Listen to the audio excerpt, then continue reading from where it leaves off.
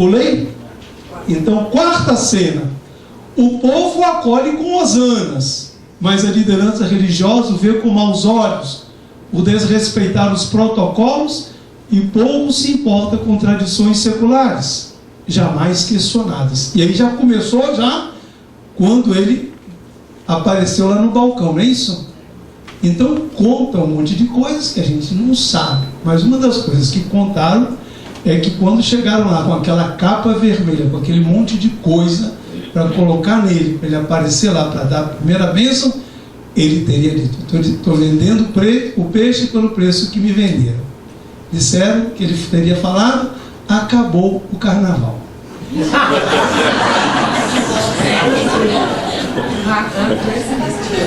E realmente até hoje ele só usou a roupa branca de papa, não usou outra roupa, entendeu? Não usou nenhuma coisa especial, entendeu?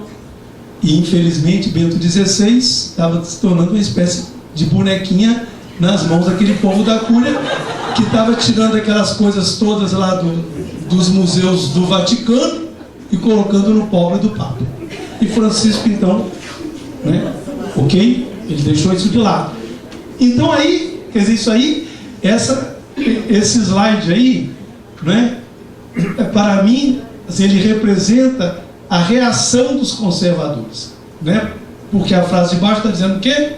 Quem é da luz não mostra sua religião e seu amor. Uma frase totalmente de Francisco.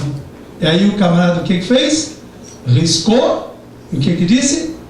Francisco, o Papa Francisco não disse isso. Isso é mentira. Entendeu? Sério, né? A primeira pessoa, né, que me chamou a atenção para essa campanha contra Francisco está aqui, foi Eliane, né? Um dia ele estava com a gente: Vitório, você já viu tal site assim, né?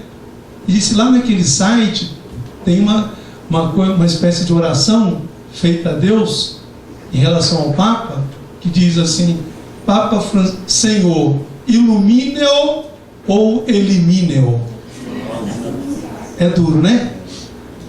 Mas quem disse isso? Foi gente de fora da igreja? Foram os ateus, os inimigos da igreja? Não, o pessoal de dentro da igreja. Quer dizer, vamos dizer, a luta pior de Francisco é com o pessoal de dentro da igreja. Entendeu? Que foi exatamente a luta de Jesus. E quem matou Jesus foi o pessoal da religião. Não foram os romanos, simplesmente depois assinaram embaixo uma sentença já decidida. Né? Mas quem é responsável pela morte de Jesus é a liderança religiosa do judaísmo da época. Não é o povo de Israel. A liderança religiosa de Israel que matou um judeu, que ia na contramão do pensamento deles. Então, quinta cena. Ele tem, isso é o caso de Jesus, né? Jesus tem a ousadia de introduzir no templo os cegos, os aleijados e também as crianças que o aclamam, por preferir o louvor que sai da boca dos pequeninos e das crianças e das criancinhas e rejeitar os discursos dos bajuladores e puxa-sacos. Entendeu? E aí então no Evangelho de Mateus tem uma coisa que com toda certeza não é histórico, então ele vai colocar as crianças, os aleijados, aquele texto lá, Mateus 21, 14 e 17, dentro do templo. E as crianças que dizem Hosana a Jesus dentro do templo. Então as crianças estavam fora, esse pessoal, os mentes também. Francisco, uma coisa que chama a atenção da gente é isso, né? Onde ele chega, que tem criança e tem doente, a atenção dele vai toda para essa gente, não é isso? E parece que ele esquece o tempo. Aí ele vai e beija e abraça e conversa, como um pastor tem que fazer. Tem? Mas normalmente na nossa igreja, quando o Papa chegava, encontrava quem? Aquele monte de bispo cardeal. E todo o povo estava lá no fim do mundo. Entendeu? O Francisco então limpou essa vermelhidão e puxou para frente os aleijados, as crianças, os casais, né? Os casais que vão lá para receber a bênção dele. Né? Isso aqui é muito bonito. E ver uma relação muito fraterna, muito autêntica.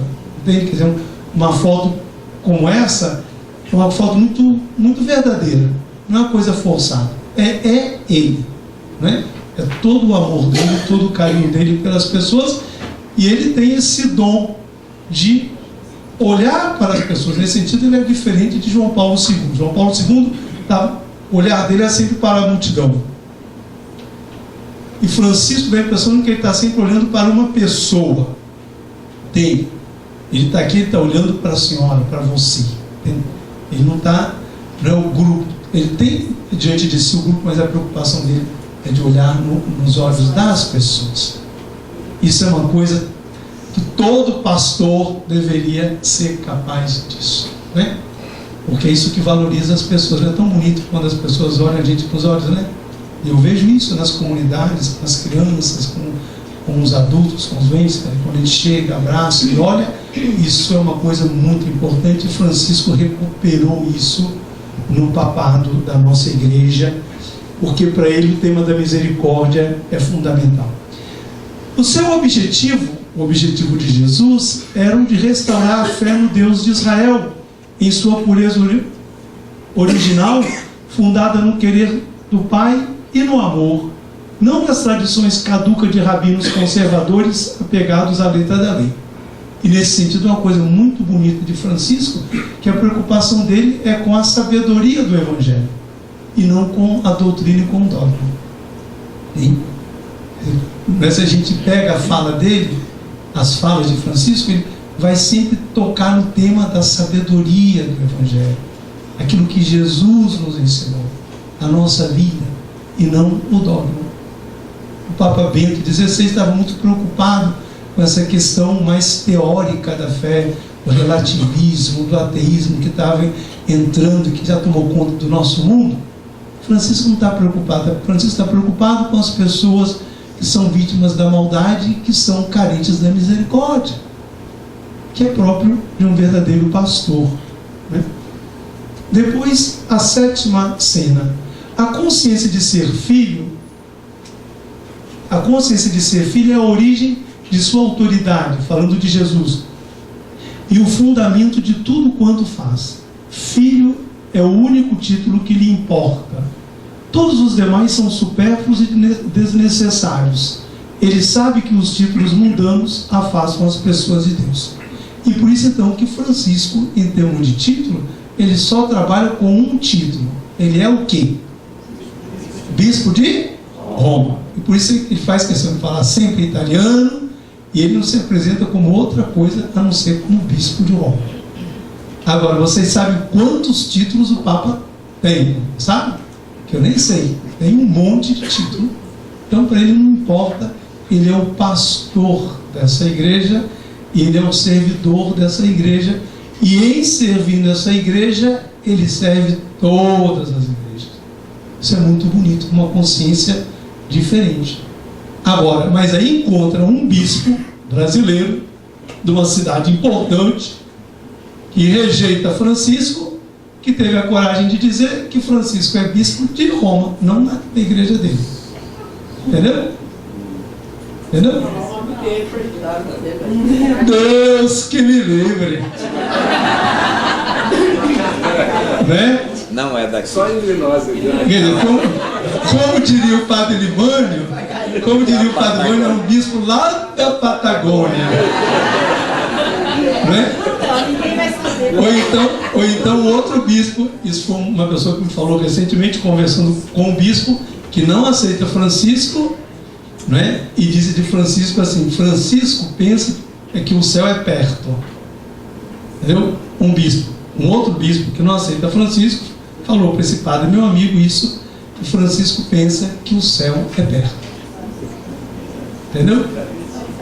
Entende? Assim, para dizer o seguinte, que ele está banalizando a igreja, banalizando a religião.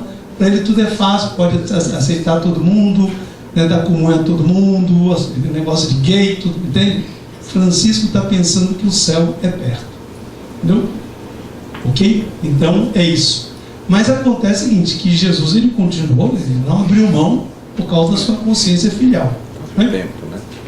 Já estamos terminando. Cena 8. Seu modo de falar sem meias palavras incomoda os donos da religião que se sentem ameaçados ao verem ruir-se os fundamentos falsos de uma religião estéril como uma figueira improdutiva, que é a cena da figueira do Evangelho. Entende? Quer dizer, então, essas pessoas não aceitam a pregação de Francisco. E tem todo um grupo que tem uma resistência enorme. Esses grupos conservadores estão fazendo realmente uma campanha contra ele, de desmoralização.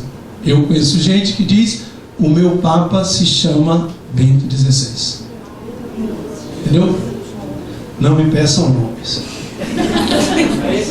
Depois, o mestre fala ex abundância corde, ou seja, ele fala da abundância do coração, pois não lhe interessam discursos pré-fabricados, recheados de citações alheias para lhes dar autoridade. Falando do coração, toca os corações das pessoas de boa vontade. Um grupo de pagãos reconhece ser verdadeiramente filho de Deus, e grande número de mulheres dá-lhe mostra de extrema fidelidade.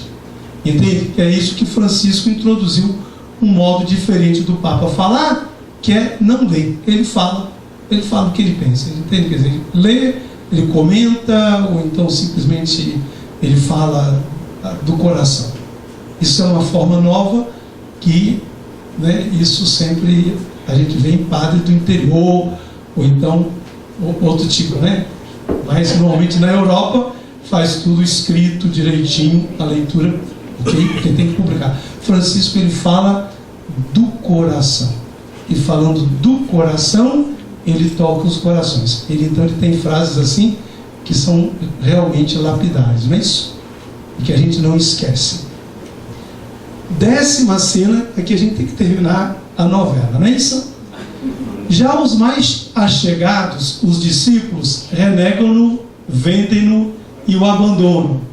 Os donos da religião odeiam-no sempre mais e não têm escrúpulos de submetê-lo à abominável morte de cruz. Porém, seu exemplo fulgurante permanece. Então, eu quero dizer o seguinte, que Francisco, ele está criando, por parte de gente na igreja, uma grande rejeição, porque ele está mostrando um rosto novo, não só da Igreja Católica, mas da fé. Mas quero dizer o seguinte, que mesmo que ele desapareça, aquilo que ele está fazendo vai permanecer, entendeu? Ou seja, Francisco vai ser uma marca indelével na história do cristianismo católico. Muito obrigado.